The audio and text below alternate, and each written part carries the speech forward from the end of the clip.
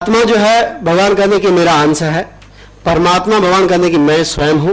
प्रकृति कहते हैं कि मेरी प्रकृति है, मेरा प्रकृति, इस संसार को मैं चलाता हूं। मया दक्षिण प्रकृति सूयते से चराचरम, ये प्रकृति मेरी अध्यक्षता में काम करती है, गीता में भगवान कहते हैं। और काल, भगवान कहते हैं कालोस्मि, टाइम आई एम, मैं ही काल हूं।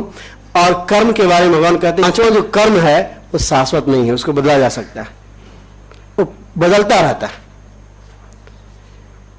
तो भागवत गीता यूनिवर्सल है, सबके लिए। भगवान कल हमसे कोई एक प्रश्न पूछा, कल फिर बात हो रही थी मंदिर में, कि जब भगवान है और जीव है, दूसरा कोई है नहीं, ये सब जीव बैठे हुए हैं, चाहे वो मुसलमान के देह में हो, हिंदू के देह में हो, क्रिश्चियन के देह में हो, किसी के देह में हो, सब तो जीव है, सब आत्मा है और सब भगवान के अंश हैं। फिर इतने वैरायटी क्यों है, विविधता क्यों है? मैंने उनको उत्तर दिया एक कि जैसे पूरे भारतवर्ष में जो भी मनुष्य है, सब पशु पक्षी जो भी है, ये सब तो भारत के नागरिक हैं, है ये नहीं? सभी लोग भारत के नागरिक हैं। लेकिन फिर कुछ जेल में हैं, कोई ऐसे घूम रहे हैं, कोई पार्लियामेंट में बैठे हुए हैं, कोई बिजनेस कर रहा है, कोई व्यापार कर रहा है। क्यों? सभी तो नागरिक हैं, सब भारतवासी हैं। फिर भी इसमें वैरायटी है। वो जेल में है वो भी तो नागरिक है। ये सब सिर्फ हमारे अंदर से, हमारे विचारों से ऐसे प्रकट होते हैं। हमारी भावना, हमारा कर्म हमको इस स्थानों पे रखा हुआ है। आपको शास्त्रों में जो दिए गए हैं वचन, उनको स्वीकार करना पड़ेगा किसी भी हालत में। अगर कोई व्यक्ति कहेगा कि मैं इसको स्वीकार नहीं करता हूं, तो उसके क्रियाक्रम का कोई अर्थ नहीं है। फिर आप इसमें पढ़ रहे हैं, स्कूल का कोई लॉ बुक होगा, कोई सिलेबस होगा, आप यदि उसको स्वीकार नहीं करेंगे, ऐसे आप जीवन में पढ़ते रहिए तो कोई अर्थ नहीं है। कोई व्यक्ति साइंटिस्ट बनता है, चाहे डॉक्टर, इंजीनियर, प्रोफेसर कुछ भी बनता है, तो एक ऑथराइज स्कूल के माध्यम से वो ऑथराइज होता है। ऐसा नहीं कि जो व्यक्ति स्कूल में पढ़ता है वो ज्ञान दूसरे को नहीं मिल सकता है। वो ज्ञान तो घर में बैठे लोग ले सकते हैं, लेकिन उस ज्ञान का कोई अर्थ नहीं होगा, क्योंकि वो किसी इंस्टीट्यूशन से कनेक्टेड नहीं है। भगवान ने जब सृष्टि किया तो हमारे लिए लॉ बुक दिया है, उसको हमें फॉलो करना चाहिए। मनुष्य जीवन यदि आप सफल बनाना चाहते हैं तो इसको फॉलो करना ही पड़ेगा। यदि कोई व्यक्ति इस इंस्टीट्यूशन में अगर सक्सेस होना चाहता है तो 100% उसको फॉलो करना पड़ेगा। सिंपल सी बात है। आप यदि डॉक्टर बनना चाहते हैं तो कोई आपका सुपीरियर डॉक्टर है, you have to follow him, that's it. There is no option, उसको फॉलो करना पड़ेगा। आप यदि आध्यात्मिक क्षेत्र से जुड़े हुए हैं तो आध्यात्मिक क्षेत्र में आगे बढ़ना चाहते हैं तो you have to follow the scripture. भगवान के द्वारा दिया गया लॉ बुक है, उसको फॉलो कीजिए। अगर आप उसको फॉलो नहीं कर रहे हैं या फिर भी आप अपने आप को आध्यात्मिक गुरु चाहे जो भी कहना चाहते हैं, तो इट्स वेस्ट ऑफ टाइम। गुरु कहते रहिए, उससे क्या होने वाला है? फॉलो कीजिए भगवान को, यदि आप अध्यात्म से जुड़े हैं तब। तो भगवान का जो गीता है वो यूनिवर्सल है और सबके लिए, सभी जीव मात्र के लिए है। भगवान जब गीता का उपदेश दे रहे थे तो ऐसा नहीं कहीं भी, एक्चुअली जो धर्म हिंदू शब्द है वो तो हम लोगों का बनाया हुआ शब्द है। हिंदू शब्द कहीं है ही नहीं। पूरा स्क्रिप्चर आप देख लिए, वेद, पुराण, उपनिषद कोई भी दिखा दीजिए, हिंदू शब्द कहीं नहीं है। कहीं भी नहीं कहा जाए कि ये जो धर्म है हिंदुओं के लिए है। ये जीव मात्र के लिए है, चाहे कोई भी हो। अभी हम लोग जीसस क्राइस्ट का भी बात सुने, एक दो शब्द जीसस क्राइस्ट के बारे में। जीसस क्राइस्ट ने कहा, 10 कमांडमेंट दिया है उनके भक्तों को। मैं अमेरिका में था, एज जो प्रभु जी ने बताया, तो हम लोग प्रचार करते थे इसे। वो गलती कहां है? क्रिश्चियनिटी में गलती कहां है? जीसस क्राइस्ट ने कहा I am sun of God, कहा है कि नहीं? जो बाइबल पढ़े जानते हैं, I am sun of God. लेकिन अभी जो उनके फॉलोअर्स हैं बोलते हैं कि यू आर गॉड। उधर ही प्रॉब्लम है। अगर मैं कहता हूं कि I am sun of God, तो हमारे फॉलोअर को एज इट इज एक्सेप्ट करना चाहिए। एज इट एक्सेप्ट कीजिए कि he is son of God, then who is God?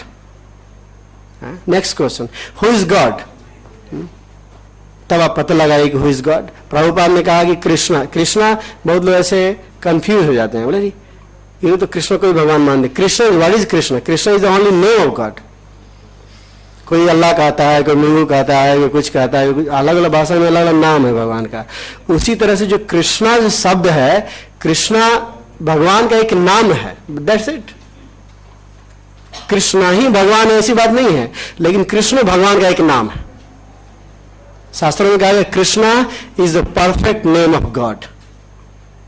Krishna का मतलब क्या है? All attractive. All attractive. अगर गॉड है तो he should be all attractive, otherwise he is not God.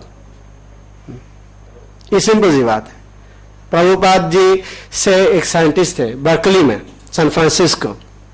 उन्होंने पूछा कि you saying Krishna is all attractive, भगवान सर्वाकर्षक हैं, तो कृष्ण इज रास्कल आल्सो? ऐसे उन्होंने पूछा, so Krishna is rascal also? तो प्रभुपाद ने कहा कि yes, he is biggest rascal. Prabhupada ji ने कहा कि ही इज बिगेस्ट रास्कल। तो उस व्यक्ति को, वो हमारे सोसाइटी में बाद में भक्त बन गए थे, भक्ति स्वरूप दामोदर महाराज, उनका नाम, एक पुस्तक है परफेक्ट क्वेश्चन परफेक्ट आंसर, उसमें सब दिया गया है डिस्कशन। तो बोले कि कृष्ण जो बिगेस्ट रास्कल क्यों? प्रभुपाद ने कहा कि अगर रास्कल नहीं होते तो दूसरे गोपियों का वस्त्र हरण किया, ऐसा सब किया। उसके बाद इन्होंने एक्सप्लेन किया प्रभुपाद जी। भगवान कृष्ण ने गीता में कहा, मतः परतराम नाम किंचिद अस्ति धनंजय, अर्जुन मुझसे बढ़कर कोई नहीं हो सकता है। इफ ही इज रास्कल, अगर इस संसार में कोई रास्कल भी हो तो कृष्ण से बढ़कर नहीं हो सकता है। He is supreme. इस बात को समझने की बहुत जरूरी है। अगर हम लोग मैनेजमेंट में हैं, साइंस में हैं, तो ये जो अध्यात्म है ये साइंस है, ऐसा नहीं है। हमारा शरीर है, शरीर से हम जुड़े हुए हैं, शरीर में आत्मा, मन, बुद्धि, अहंकार, अग्नि, वायु, जल, आकाश इत्यादि इत्यादि सब लगे हैं। इसके बाद ज्ञान इंद्रिय, कर्म इंद्रिय, ये सब मिल करके शरीर बना है। तो इसको जानने के लिए साइंस, एक साइंस है। Krishna consciousness is a science, ऐसे एक धर्म नहीं है।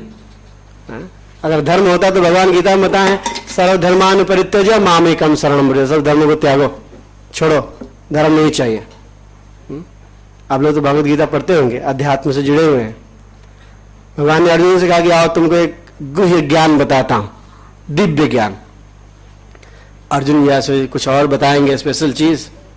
भगवान ने कहा कि गुह्यतमम ज्ञानम, मैं तुमको सबसे सीक्रेट नॉलेज दे रहा हूं।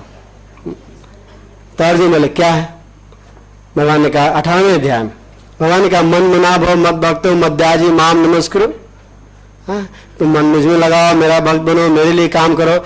अर्जुन ने कहा कि यही ज्ञान है गुह्य ज्ञान। अर्जुन बोले ये गुह्य ज्ञान, ये तो पहले भी आप बता चुके हैं 9वें अध्याय में।